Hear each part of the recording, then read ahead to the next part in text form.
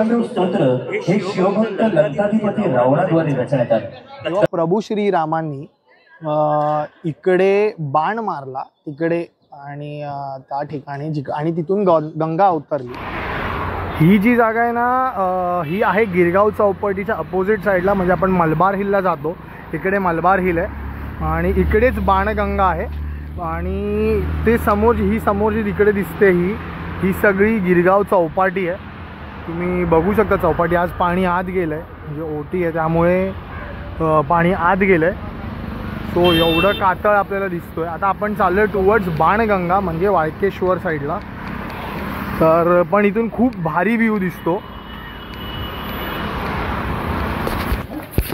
मला समोर समुद्र दिसतोय की नाही माहीत नाही, पण इथून समुद्र दिसतोय आणि म्हणजे असं म्हणतात की 3 बाजू समुद्राने वेढलेले आहेत आणि ही मध्ये ही बाणगंगा आहे। त्याचा इतिहास मी तुम्हाला पुढे सांगतो। आता आपण तिथपर्यंत पोहोचूया। ह्या अशा पायऱ्या आहेत ज्या बांधलेल्या आहेत पायऱ्या 12व्या शतकात। जेव्हा बाणगंगेचा परिसर बांधला तेव्हा हे बांधकाम आहे। आता आपण तिकडेच चाललोय, चला।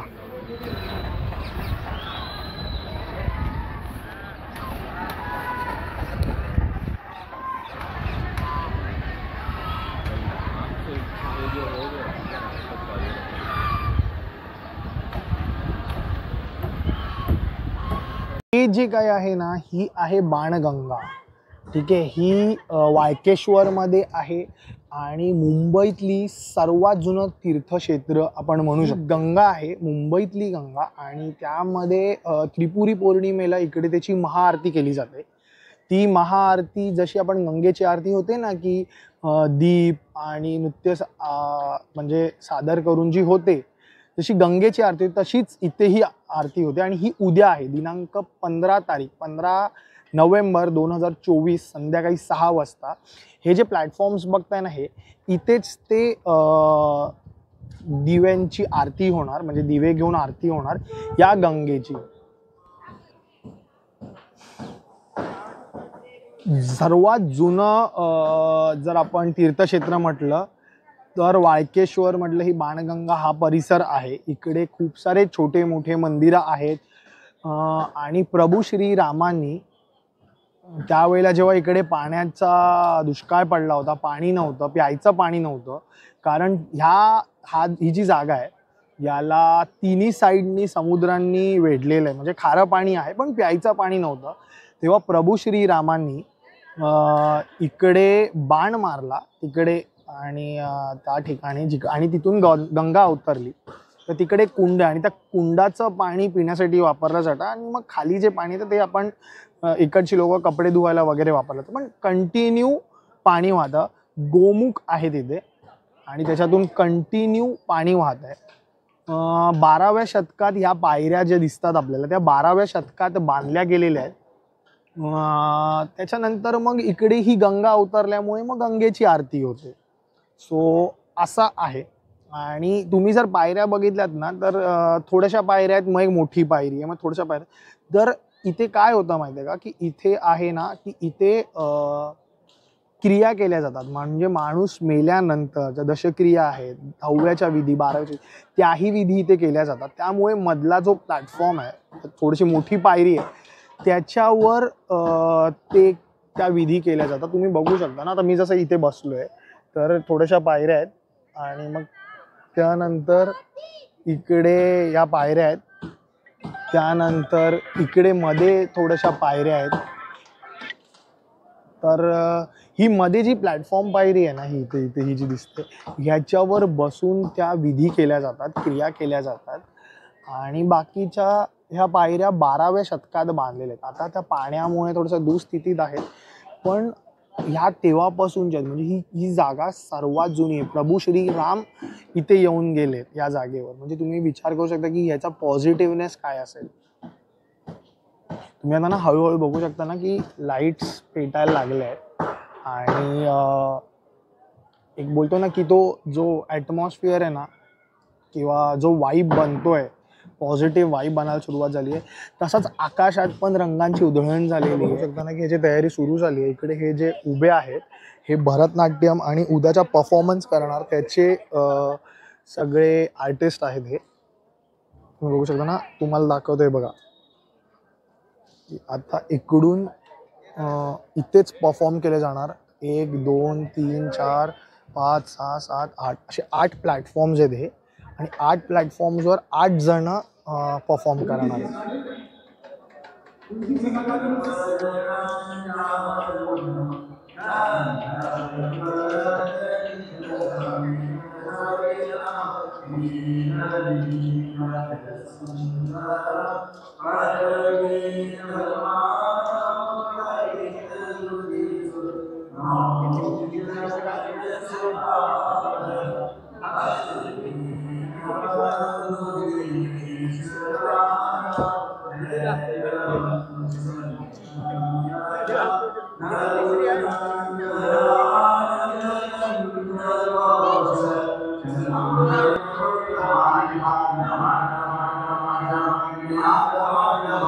तर आता या मुलींचा परफॉर्मन्स झालाय आणि आता ही मुलं वर जातील. ही बघा,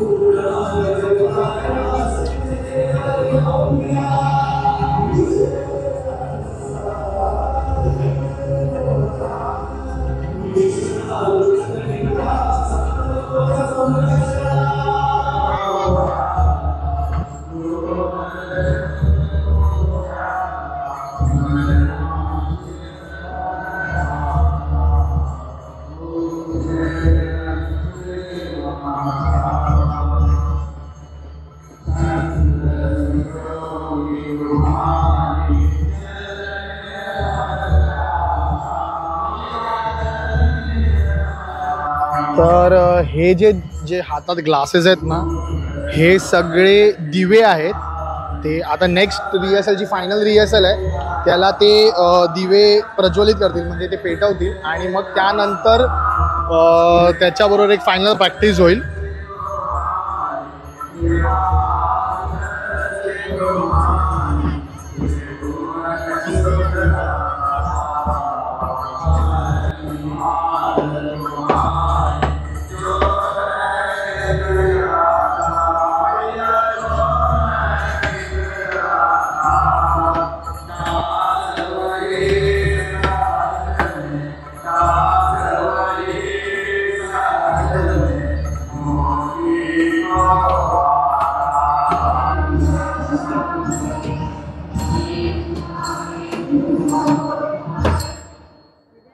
तर आता एक प्रॅक्टिस सेशन संपलंय.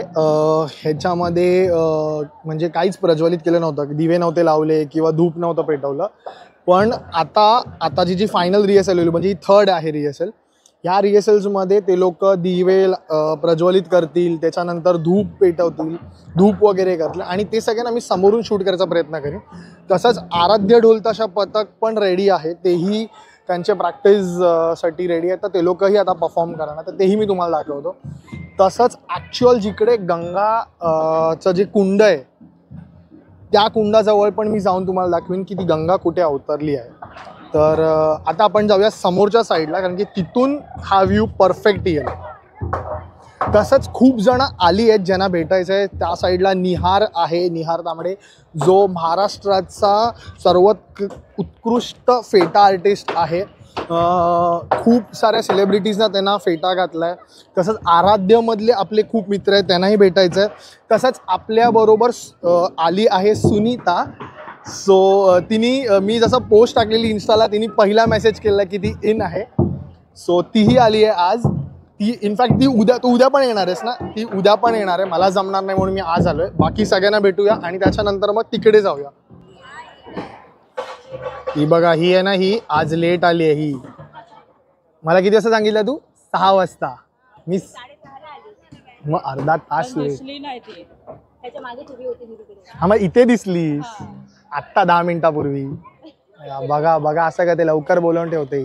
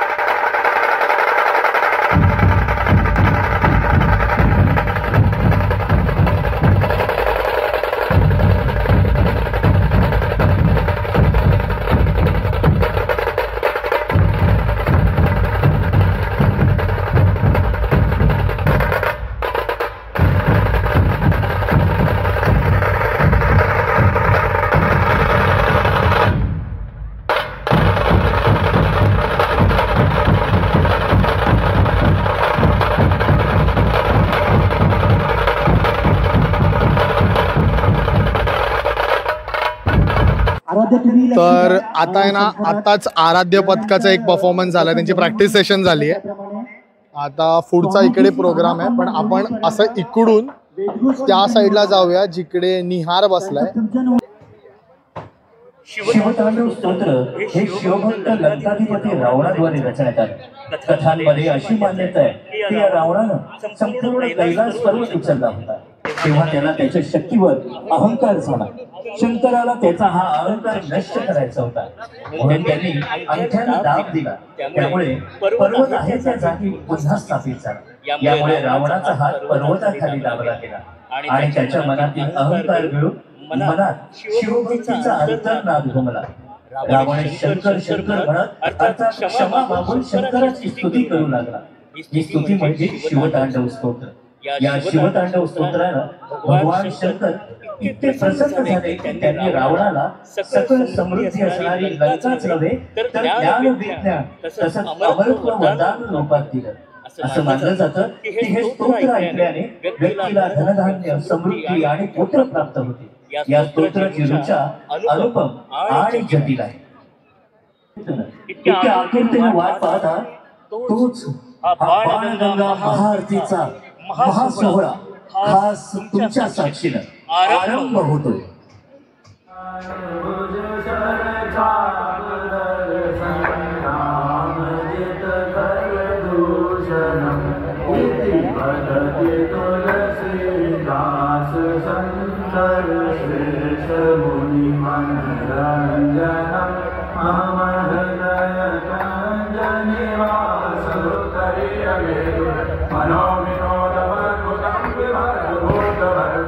सहस्रोजना प्रभात शेषरेखशेखर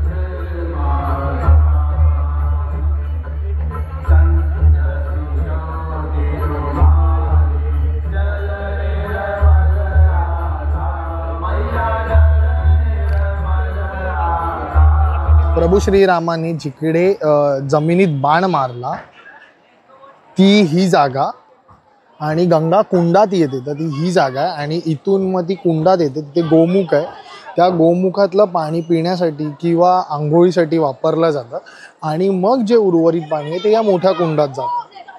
तर इथे ती शंकराच्या पिंड्या आहेत, पण हे गंगेचं मेन उगमस्थान.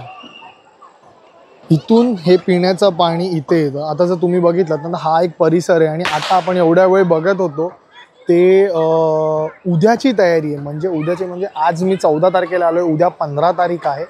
15 नोव्हेंबर 2024 संध्याकाळी 6 वाजता हा प्रोग्राम आहे. तुम्हाला जर यायचं असेल तर तुम्ही येऊ शकता. तुम्ही किती भव्य हा प्रोग्राम आहे ते तुम्ही बघताच आहात. आणि आता आपण थोड्या लोकांना भेटूया आणि मग आपण निघून जाऊया.